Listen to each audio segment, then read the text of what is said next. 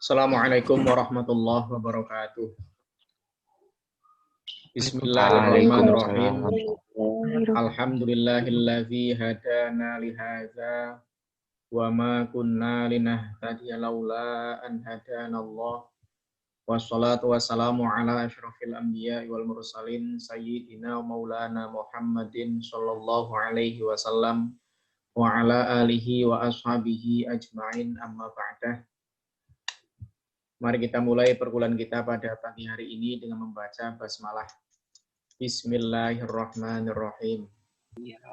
Pada pertemuan kita yang kedua ini akan membahas tentang materi yang pertama, pendidikan agama Islam.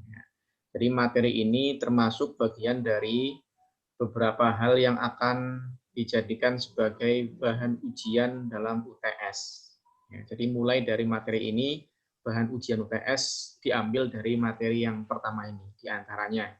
Ini yang pertama. Dan tugas yang pertama ini masih tugasnya saya untuk memberikan presentasi. Minggu depan kalian siap-siap untuk kelompok 1 mulai presentasi materi yang kedua tentang memahami Islam secara komprehensif. Materi yang pertama ini tentang peran Islam dan misi keislaman. Kita harus tahu bahwasanya Islam itu apa sih, berfungsi sebagai apa, apakah hanya sekedar simbol saja, ataukah ada peran yang kemudian di situ memiliki dampak yang bagaimana di manusia, pada manusia, sehingga manusia harus bagaimana ketika dia itu berislam. Atau peran Islam dampaknya terhadap manusia itu seperti apa, atau dampak terhadap masyarakat itu seperti apa. Dan selanjutnya adalah tentang misi keislaman itu sendiri. Dalam beberapa hal tentunya kita harus tahu ruang lingkup di dalam ajaran Islam itu apa, yang intinya apa, prinsipnya apa. Itu yang menjadi materi pertama kita pada pertemuan yang kedua ini. Yang pertama kita akan bahas kaitannya dengan fungsi agama Islam bagi manusia. Saya sudah langsung masuk pada agama Islam. Tidak perlu terlalu lama membahas tentang agama. Yang jelas bahwasanya agama itu sangat penting pada manusia, pada kehidupan manusia. Manusia tidak beragama itu tidak terarah. Manusia tidak beragama itu tidak mendapatkan kaitannya dengan mentalnya dan juga kaitannya dengan kehidupan secara non-fisiknya itu tidak merasa tenang. Karena agama itu adalah merupakan kebutuhan bagi setiap manusia. Nah, sementara agama Islam itu apa? Fungsinya bagaimana? Menjadi sumber pengetahuan manusia. Kita tahu bahwasanya di dalam Islam, sumber pengetahuan itu ada pada sumber utama, Quran dan hadis. Dan itu merupakan bagian dari ajaran agama Islam yang tertuang di dalam Quran dan hadis. Nah, sehingga manusia dengan memahami Quran dan hadis dan beberapa turunan-turunan sumber-sumber hukum yang lain yang tidak hanya Quran, yaitu ada juga yang menggunakan selain nas, kalau memang tidak ada nas yang jelas atau masih global nasnya, sehingga bisa mencari pada beberapa pengetahuan-pengetahuan lain atau dalil-dalil yang lain. Misalkan kita tidak memahami tentang hukum pil koplo. Pil koplo itu kan tidak secara langsung disebutkan di dalam Al-Quran maupun hadis. Tidak ada itu. Kanjeng Nabi mengatakan bahwa pil koplo itu haram. Nah, terus bagaimana? Maka bisa dengan cara tidak hanya mengambil dari sumber utamanya yaitu Quran dan hadis, tetapi juga bisa mengambil dari sumber yang lain. Nanti ini materi hukum Islam yang pertama, nanti akan ada pembahasan tentang sumber-sumber hukum Islam atau sumber-sumber ajaran Islam yang harus diketahui oleh semua orang Islam. Oleh karena itu, ketika sudah mengetahui beberapa hal tersebut, maka manusia akan menjadi tahu dan menjadi seseorang yang berpengetahuan, berperadaban. Oleh karena itu, fungsi agama Islam adalah menjadi sumber pengetahuan manusia. Kemudian menjadi sumber moral manusia. Kita tahu sendiri bahwasanya Nabi membawa Islam itu dan mendakwahkannya juga dengan cara moral yang ditekankan. Makanya innama bu'itsu liutammima makarimal akhlak. Kata Nabi, saya itu diutus hanya untuk menyempurnakan akhlak yang baik. Tadinya buruk menjadi akhlak yang baik. Pembahasan tentang akhlak nanti juga ada materinya sendiri di kelompok yang kalau nggak salah kelompok yang ke-6. Pembahasan tentang akhlak dan tasawuf. Itu nanti ada materinya tersendiri. Yang jelas bahwa agama itu menjadi sumber moral manusia. Sehingga orang yang beragama pasti moralnya baik. Tidak mungkin orang yang beragama itu moralnya tidak baik. Kalau ada orang beragama kok moralnya tidak baik, berarti dia tidak mempraktekkan agama dengan baik. Ya, karena agama Islam adalah merupakan sumber moral bagi manusia. Kemudian agama Islam juga menjadi sumber keselamatan dan perdamaian manusia. Kita tahu ada doa Rabbana atina fid dunya hasanah wa fil akhirati hasanah wa qina adzabannar. Nah, itu juga menjadi sumber keselamatan di dunia maupun juga di akhirat dan juga menjadi sumber perdamaian manusia.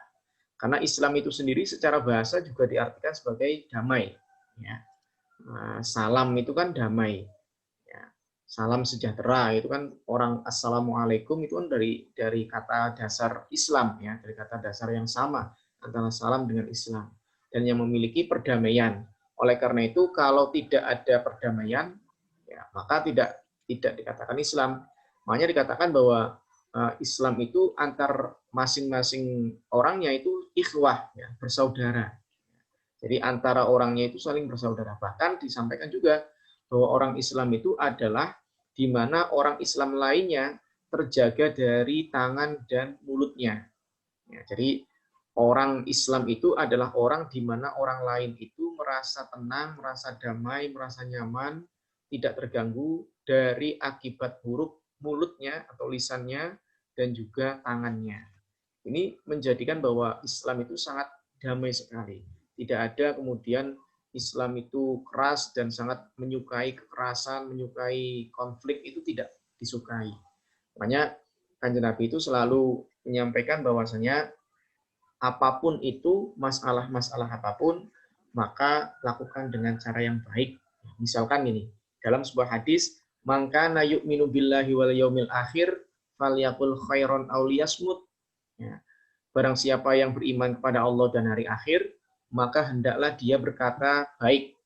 Kalau tidak bisa berkata baik, diam saja. Ini kan berarti menunjukkan bahwasanya termasuk lisan itu membawa seseorang itu kalau tidak dikontrol dengan baik, maka bisa berakibat fatal. Kalau kesalahan yang lain bisa ditarik, tapi kalau lisan kan tidak bisa ditarik. Nah, inilah yang kemudian bahwa orang yang beriman pada Allah dan beriman pada hari akhir itu manifestasi dalam kehidupan sosialnya berkata baik.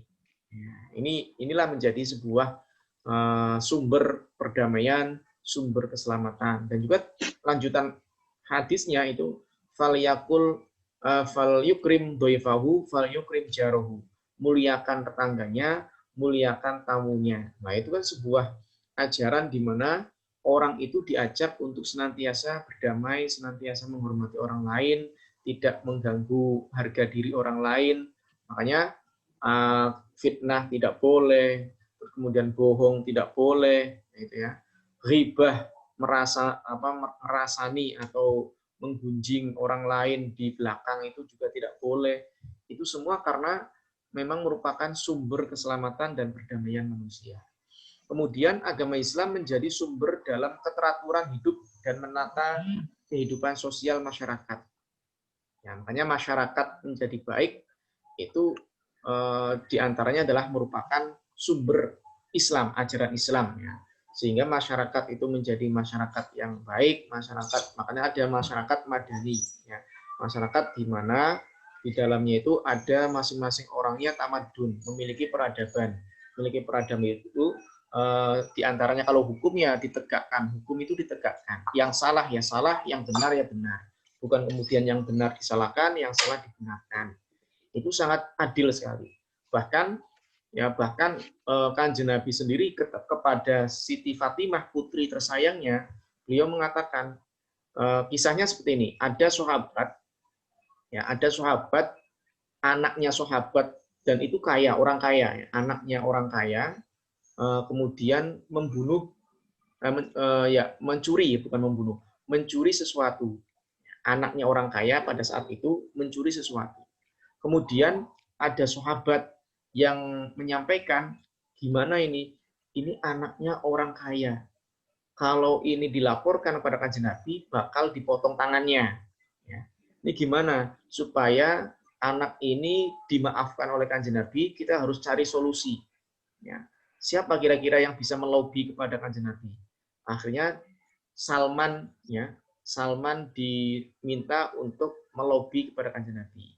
Akhirnya Salman mengutarakan maksudnya itu bahwa anak yang mencuri itu adalah anaknya orang kaya dan tokoh masyarakat, tokoh terpandang. Kalau misalkan nanti anaknya dihukum potong tangan, ini merupakan aib bagi orang kaya itu. Sehingga nanti akan heboh di masyarakat, heboh dalam berita dan lain sebagainya. Orang kaya itu anaknya dihukum misalkan gitu ya. Nah, tiba-tiba Kanjeng Nabi marah, ya, dalam artian tegas ini, dalam tidak bisa, ya. Yang namanya salah ya salah. Anaknya siapa itu tidak peduli. Kalau salah, salah. Kalau saja Fatimah, putri saya, mencuri, pasti akan saya hukum dengan potong tangannya. Ini menunjukkan bahwasanya Kanjeng Nabi menata kehidupan sosial kemasyarakatan, yang salah ya salah, yang benar ya benar. Jangan kemudian diputarbalikkan, karena biasanya hukum kadang kalau tidak teratur itu hukumnya jadinya tumpul ke atas tapi tajam ke bawah. Ya, kita tahu bahwa banyak sekali kasus-kasus yang orang hanya mencuri ayam saja dihukumnya bertahun-tahun. Tapi koruptor, ya, hanya dihukum beberapa bulan saja.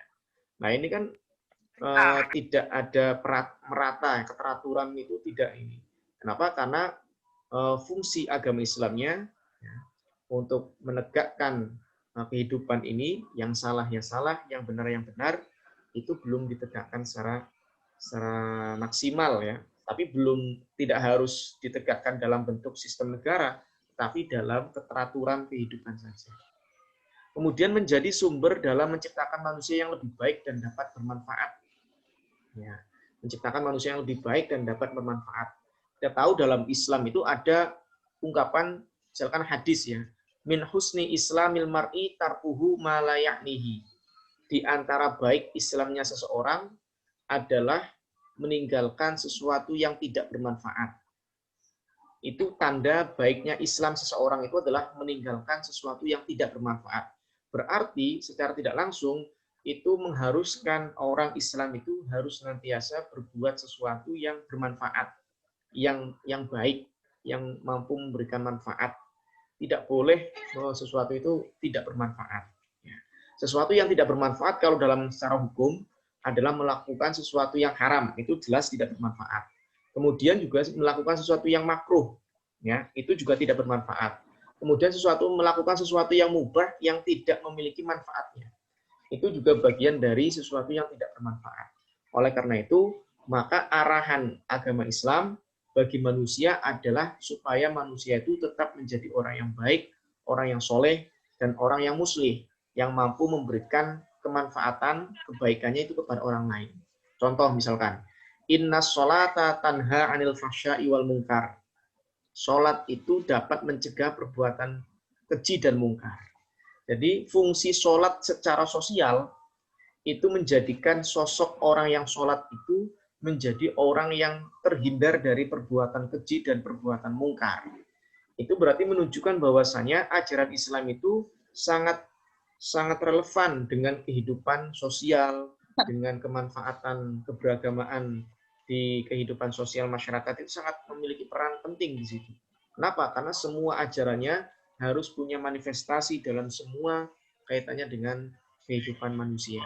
Oleh karena itu, jelas bahwa fungsi agama Islam adalah menjadi sumber dalam menciptakan manusia yang lebih baik dan dapat bermanfaat. Kemudian fungsi agama Islam bagi manusia juga menjadi sumber dalam mencari solusi permasalahan. Kita tahu bahwasanya banyak orang ketika mulai kondisinya itu labil, maka baru mendekati ke agama. Nah, itu kan.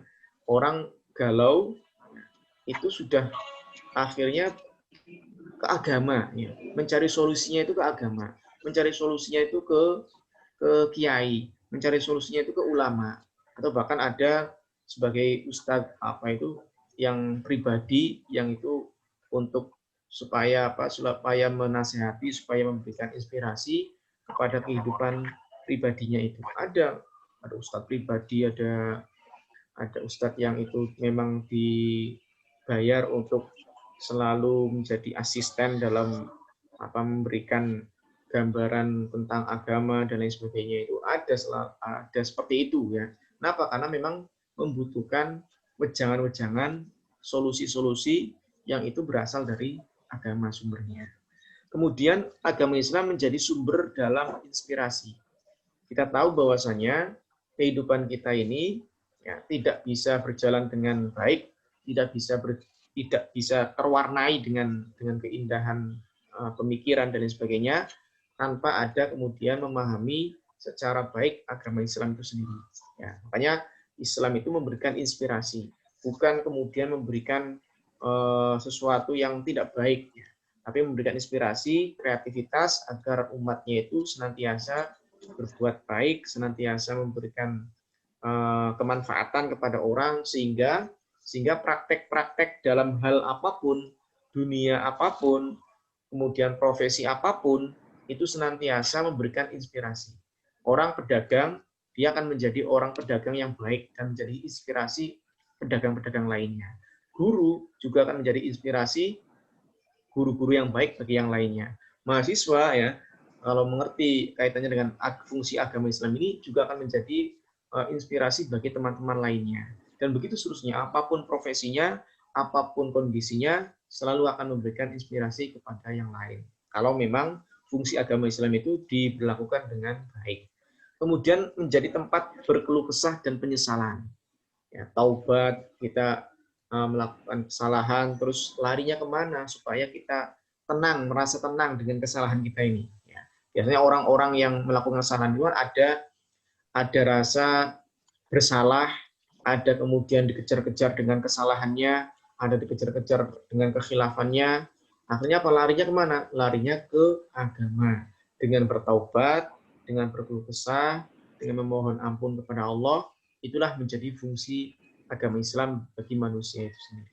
Sehingga manusia akan merasa kehidupannya itu penuh makna. Ya. Pengetahuannya terbangun dengan baik karena dalam Islam ada sumber utama Quran dan hadis sebagai pedoman, kemudian moralnya menjadi baik karena dalam Islam itu ada akhlak, ya, kemudian menjadi sumber keselamatan dan perdamaian, kehidupan damai karena dalam ajaran Islam selalu ada kedamaian dan juga menata kehidupan sosial masyarakatan dan juga menjadi pribadi yang baik, pribadi yang solutif gitu ya. Kalau dalam bahasanya Bu Tejo itu jadi wong ki sing solutif. Nah, itu juga menjadi bagian dari fungsi agama Islam ya, bahwa manusia harus menjadi solusi yang terbaik. Makanya ulama itu kan orang yang sangat mengerti fungsi agama Islam.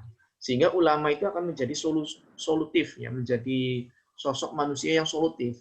Berbagai macam permasalahan tentang kehidupan apapun itu tanyanya pada ulama. Bahkan kalau kita tahu di desa-desa itu kan semua permasalahan masyarakat di desa itu semuanya larinya ke ulama. Ada orang misalkan 10 tahun menikah belum punya anak misalkan. Datangnya ke siapa? Datangnya ke ulama, ke kiai. Kiai, mohon maaf kiai, saya sudah nikah 10 tahun tapi kok belum punya anak. Pripun kiai? Nah, itu solusinya semuanya padahal mestinya nanya ke dokter kandungan. Ya. Ada juga misalkan Kiai, mohon maaf Kiai, anak saya sakit, pripun Kiai sudah berhari-hari kok sakit. Loh, kenapa nggak ke dokter? Kenapa kok minta solusinya ke Kiai? Nah, ini berarti Kiai yang dengan memahami fungsi agama Islam menjadi solusi permasalahan di tengah-tengah masyarakat dan menjadi inspirasi kita, menjadi keteladanan gitu ya. Karena Islam itu menciptakan seseorang itu menjadi tauladan yang baik, menjadi teladan yang menginspirasi. Kemudian kaitannya dengan ruang lingkup ajaran Islam. Saya kutip dari ayat 27 surat Al-Baqarah ya. Alladzina yanquduna ahdallahi min ba'di mitsaqih wa yaqta'una ma amarallahu bihi ayyusala wa yufsiduna fil ardh ulaika humul khasirun. Orang-orang yang melanggar perjanjian dengan Allah sesudah perjanjian itu teguh dan memutuskan apa yang diperintahkan oleh Allah kepada mereka untuk menghubungkannya dan membuat kerusakan di muka bumi. Mereka itulah orang-orang yang rugi. Awal ayat ini, sebelum ayat ini ada penyebutan wa ma yudillu bihi illal fasikin. Allah tidak akan menyesatkan siapapun kecuali orang-orang yang fasik. Siapa orang-orang fasik itu? Mereka orang-orang yang melanggar perjanjian dengan Allah setelah perjanjian itu kuat, teguh. Ya. Ini berarti kalau dalam bahasanya dia gagal dalam hablum minallah. Ya. Kemudian wayaqta'una ma amarallahu bi ayyushola itu berarti gagal dalam hubungannya dengan manusia, sesama manusia. Dan kemudian wayufsiduna fil ard berarti orang itu gagal dalam hubungannya dengan alam semesta, ya, alam lingkungan sekitarnya, gagal. Oleh karena itu ruang lingkup dalam ajaran Islam, ya, dalam ajaran Islam adalah tentang hablum minallah, hablum minan nas, dan hablum minal alam. Hubungan dengan Allah, yaitu kajian-kajian tentang hubungan manusia dengan Allah, ada dalam misalkan kajiannya dalam fikih ibadah, ilmu tauhid, ilmu kalam. Nah, itu ruang lingkup dalam kajian keislaman. Ya. Sehingga ada yang namanya hablum minallah, orang itu soleh, yaitu ketika hubungannya dengan Allah itu baik, ibadahnya baik, kualitas ibadahnya baik. Ya, mungkin juga kuantitasnya juga banyak, sehingga hubungan dengan Allah menjadi hubungan yang baik, selalu menjalankan perintah Allah, menjauhi larangan-larangan Allah. Nah, itu dalam Islam ruang lingkupnya adalah ada hubungan manusia dengan Allah, dan ini yang paling inti, ya, karena inti ibadah itu kita hubungannya dengan Allah. Ini yang paling inti dalam Islam. Kemudian tidak hanya itu, di dalam Islam itu, di dalam ajaran Islam juga ada ruang lingkup yang kaitannya dengan hablum minan nas, yaitu tentang kajian-kajian tentang hubungan manusia dengan manusia. Kemudian terwujudkan dalam ilmu, misalkan fikih muamalah, fikih munakahat, ada nikah, hubungan antara manusia dengan manusia, ya, antar keluarga yang satu dengan yang kedua digabungkan melalui pernikahan itu. Ada fikih muamalah, ada transaksi, jual beli, ada salam, ada, dan begitu seterusnya. Ini merupakan bagian dari ajaran Islam yang wilayahnya adalah hablum minan nas, hubungan antara manusia dengan manusia.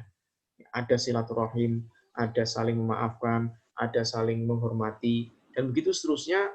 Itu merupakan bagian dari hablum minan nas, dan itu merupakan ruang lingkup yang kedua pasca hablum minallah, ya. Yang intinya itu hablum minallah intinya. Tetapi kalau tidak bisa kemudian memanifestasikan hubungan dengan Allahnya melalui kehidupan sosial, juga tidak bisa. Seperti yang saya sampaikan tadi, bahwa di dalam sholat, misalkan, innas sholata tanha 'anil fahsya'i wal munkar. Ternyata sholat itu kan mestinya adalah hubungan manusia dengan Allah. Kita sholat itu mestinya hubungannya adalah hubungan manusia dengan Allah, dengan Tuhannya. Tetapi di dalam ayat itu dijelaskan bahwa dengan sholat itu mampu memberikan dampak, efek kepada orang yang sholatnya, yaitu mampu menghindari perbuatan keji dan mungkar. Perbuatan keji dan mungkar itu jelas merupakan salah satu berada di wilayah hablum minan nas. Kemudian hablum minal alam, kajian tentang hubungan manusia dengan alam. Ada pelestarian alam, ada pertanian, ada kehutanan, ya. Jangan dibakar hutannya. Ada juga dalam ajaran Islam itu ada ihya'ul mawat. Ihya'ul mawat itu menghidupkan bumi mati, bumi yang tidak terlindungi, bumi yang kemudian tidak dimanfaatkan dengan baik, itu ada anjuran untuk dihidupkan. Apakah ditanami dengan tanaman yang bermanfaat, ataukah kemudian dimanfaatkan untuk sesuatu yang memang bermanfaat. Jangan sampai kemudian tanah itu gersang begitu saja dan ditinggalkan tanpa ada fungsinya. Itulah kemudian menjadi bagian dari ruang lingkup ajaran Islam. Ada hablum minallah, ada hablum minan nas, dan ada hablum minal alam. Kalau ketiga hubungan ini dilakukan dengan baik, maka ajaran Islam menjadi sempurna. Karena di dalamnya tidak lain adalah membahas atau mengajarkan tentang tata hubungan dengan Allah, dengan manusia, dan juga dengan alam atau lingkungan sekitar. Kemudian konsep ukhuwah dalam Islam. Misi Islam itu adalah misi diantaranya kedamaian tadi. Misi supaya orang itu menjalin ukhuwah, menjalin persaudaraan antar sesama. Ya. Ada 3 ukhuwah, ada 3 macam ukhuwah. Ada ukhuwah Islamiyah. Ukhuwah Islamiyah ini adalah persaudaraan sesama umat Islam. Ya. Menjadi modal untuk melakukan pergaulan sosial sesama umat Islam. Ya, sehingga tidak baik kalau kemudian sesama umat Islam kok saling mengejek, bahkan saling mengkafir-kafirkan, itu ya nggak boleh, ya. Saling menyesat-nyesatkan itu tidak boleh. Kenapa? Karena ada ukhuwah Islamiyah, persaudaraan kita sesama Muslim, ya, sesama umat Islam, sehingga ada satu bahasa, yaitu persaudaraan kita tata dengan baik. Itulah ukhuwah dalam Islam. Misi keislaman adalah misi diantaranya adalah untuk supaya membuat orang manusia itu menjadi bersaudara. Ada ukhuwah Islamnya, kemudian berlanjut pada ukhuwah watoniyah. Ukhuwah watoniyah ini persaudaraan dalam ikatan kebangsaan, yaitu sebagai modal dasar untuk melakukan pergaulan sosial dan dialog dengan berbagai komponen bangsa Indonesia kalau dalam hal ini, ya, yang tentu saja tidak terbatas pada satu agama, bisa berbagai agama. Makanya Pancasila itu kan dirumuskan oleh 9 tim dan semua agama ikut andil dalam perumusan itu. Ya, walaupun memang mayoritas memang banyak agama Islamnya, tetapi ikut andil. Selain Islam itu ada beberapa tokoh yang kemudian ikut andil dalam itu. Ini berarti menjadi diskusi, menjadi dialog dalam suatu keputusan di mana semuanya menyatukan berbagai komponen bangsa, bahkan agama lain ikut serta dalam membangun, dalam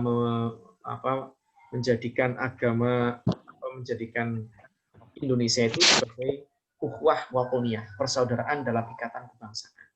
Kemudian ada ukhuwah basyariyah. Ukhuwah basyariyah ini adalah merupakan persaudaraan sesama umat manusia. Ya, sebuah prinsip yang memang dilandasi antara manusia dengan manusia. Jadi persaudaraannya itu berasal dari ayah dan ibu yang satu, yaitu Nabi Adam dan Siti Hawa. Allah menciptakan manusia pertama itu kan Adam dan Hawa. Nah, dari keduanya itulah kemudian akhirnya manusia semakin berkembang, ya, dan sampai berbangsa-bangsa dan bernegara-negara, bersuku-suku, berbangsa-bangsa. Inilah yang kemudian untuk menyatukan itu semua, itu ada persaudaraan ukhuwah basyariyah. Kalau dari 3 macam ukhuwah ini dipedulikan dengan baik atau dijalankan dengan baik, maka Islam akan berwajah damai. Ya, orang Islam itu akan berwajah damai.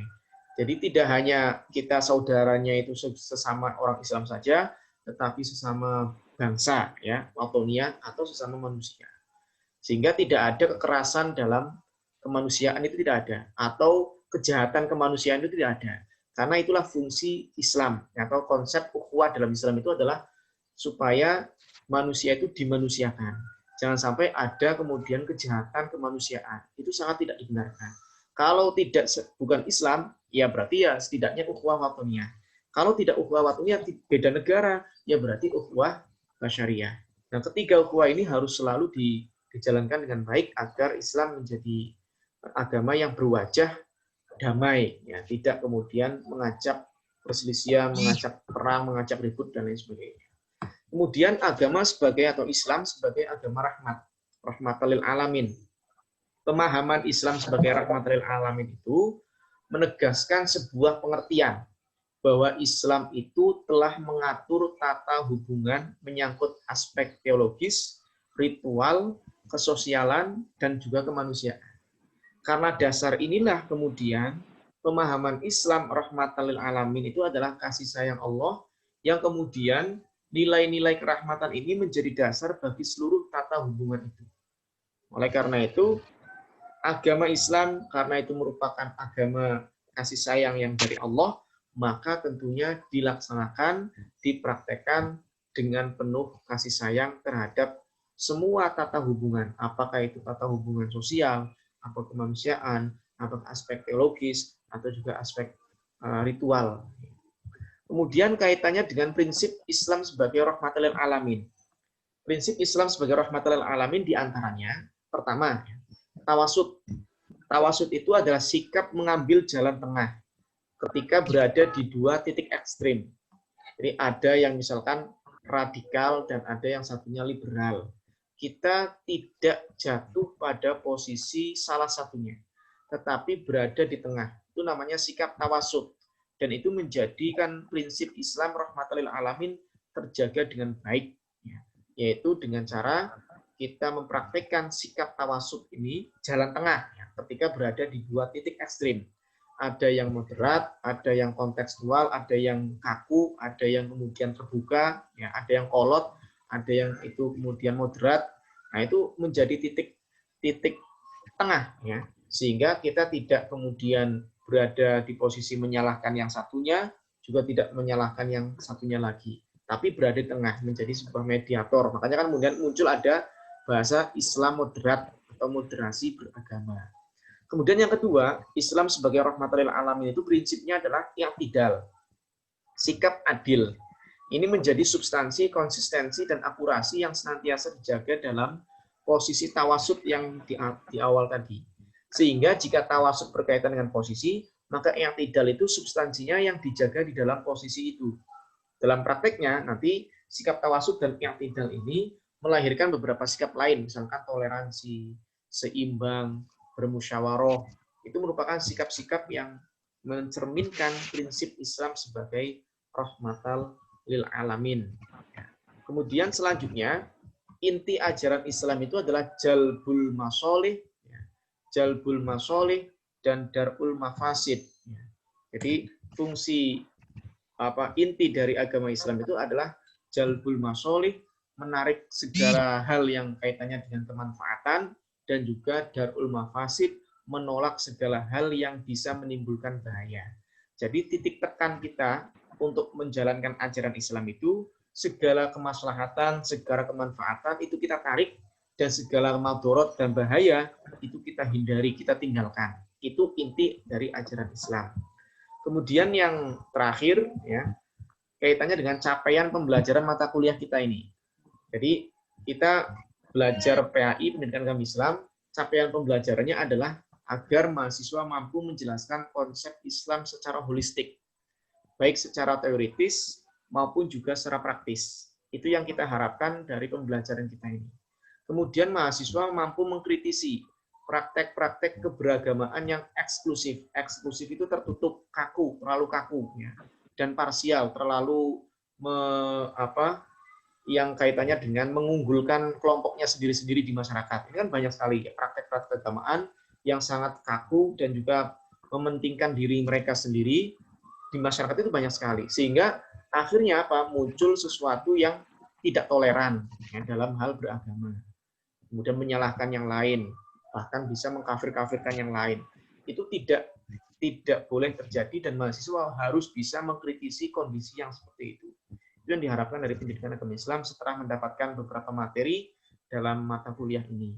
Kemudian mahasiswa mampu menjabarkan konsep integrasi pengetahuan Islam dan sains. Nah, setelah kita mempelajari PAI ini, kita kemudian harus berkeyakinan bahwasanya pengetahuan Islam dan sains itu bisa diintegrasikan, bisa digabungkan. Sehingga jangan sampai kemudian muncul, ya, lah ternyata kita kuliahnya di UNWIKU, pendidikannya umum. Oh, berarti itu belajar ilmu-ilmu yang non-muslim, ya. Ilmu-ilmu bukan ilmu-ilmu tentang keislaman. Sementara yang IAIN, UIN itu adalah mahasiswa yang memahami atau mempelajari ilmu-ilmu tentang keislaman. Tidak. Semuanya bisa diintegrasikan, semua bisa dikolaborasikan, semuanya memiliki kepentingan tersendiri dan saling berhubungan. Nah, itu mahasiswa juga harus memahami konsep-konsep integrasi penggabungan antara pengetahuan Islam dan juga sains. Misalkan ada konsep sholat, rokaat sholat kemudian dipahami secara matematis, misalkan gitu ya, secara matematika atau secara ekonomi. Ya. Ada ekonomi tentang zakat, ya, tentang zakat bagaimana dikaitkan dengan manajemen, ya. karena jurusannya manajemen, ya bagaimana manajemen zakat itu dengan baik. Bagaimana ada kolaborasi. Gitu. Kemudian mahasiswa mampu menjelaskan konsep moderasi dalam beragama agar supaya tidak jatuh pada lingkup radikal dan juga liberal. Kita berada di tengah-tengah tadi, konsep moderasinya bagaimana dan dijelaskan dengan baik oleh mahasiswa.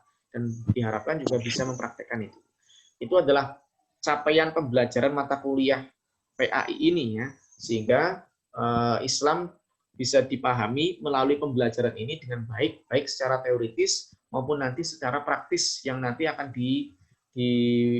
dilaksanakan oleh mahasiswa melalui pemahaman yang sudah didapatkan dalam pelajaran atau mata kuliah PAI ini. Ya. Mungkin itu yang dapat saya sampaikan. Ini materi yang pertama ini atau Zoom yang pertama ini saya yang akan menyampaikan. Ini sebentar lagi juga Zoom-nya mati. Nanti kita mulai Zoom lagi yang kedua dan kalian bisa menanggapi apa yang sudah